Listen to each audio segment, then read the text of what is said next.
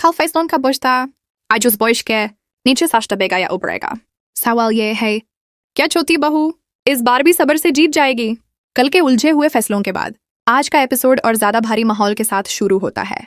बड़े घर में सब अपनी अपनी जगह मौजूद हैं, लेकिन आज हर चेहरे पर सोच और उलझन साफ नजर आती है। कल जो बात कह दी गई थी, आज उस बात पर पूरे घर का रवैया टिकने वाला है। छोटी बहू अपने कामों में लगी हुई है, ना शौर ना कोई शिकायत, लेकिन आज उसकी खामोशी सिर्फ सब्र की नहीं, एक गहरी मजबूती और तैयारी की पहचान है। कल जिस तरह उसकी बात घर के फैसलों का हिस्सा बनी, आज उसका असर घर के हर कोने में महसूस हो रहा है।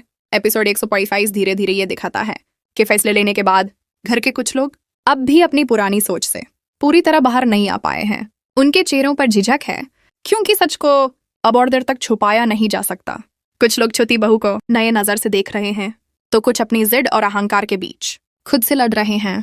इस एपिसोड का सबसे गहरा पल तब आता है जब घर का एक छोटा सा फैसला बड़ी बात बन जाता है। इस बार छोटी बहू ज्यादा कुछ नहीं कहती, लेकिन जब बोलती है तो उसके अल्फाजों में न गुस्सा होता है न शिकायत, सिर्फ सच और घर की भली होती है। उसकी बात के बाद कमरे में छाई खामोशी इनकार की नहीं, बल्कि सच को समझने की होती है। आज के एपिसोड के बाद यह बिल्कुल मुमकिन है कि अगले एपिसोड में छोटी बहू की जिम्मेदारी और ज्यादा बढ़ जाए। यह भी हो सकता है कि घर के कुछ लोग खुलकर उसका साथ देने लगें, लेकिन यह बिल्कुल नहीं होगा कि बड़े घर की सोच एक ही दिन में पूरी तरह बदल जाए।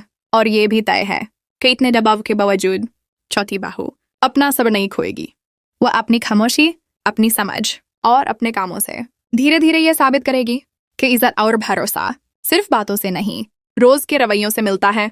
आज का एपिसोड ये साफ कर देता है कि बड़े घर की छोटी बहू की कहानी अब सिर्फ सेने की नहीं रही। ये कहानी अब घर के फैसलों का हिस्सा बनने, जिम्मेदारी उठाने और अपनी जगह और मजबूत करने की है।